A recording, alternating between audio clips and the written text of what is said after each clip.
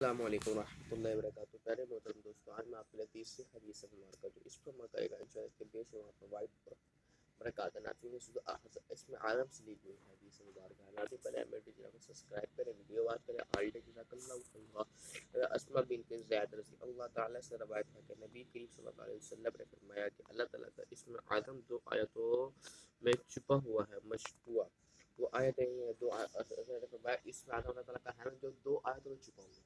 دو آیتوں کے اندر اس کی تعریف اور بیان کیا ہوا ہے.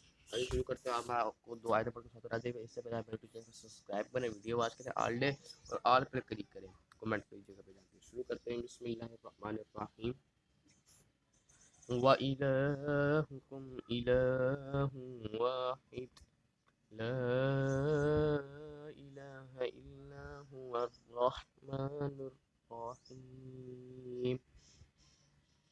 ألف لام ميم. الله لا إله إلا هو الحي القيوم.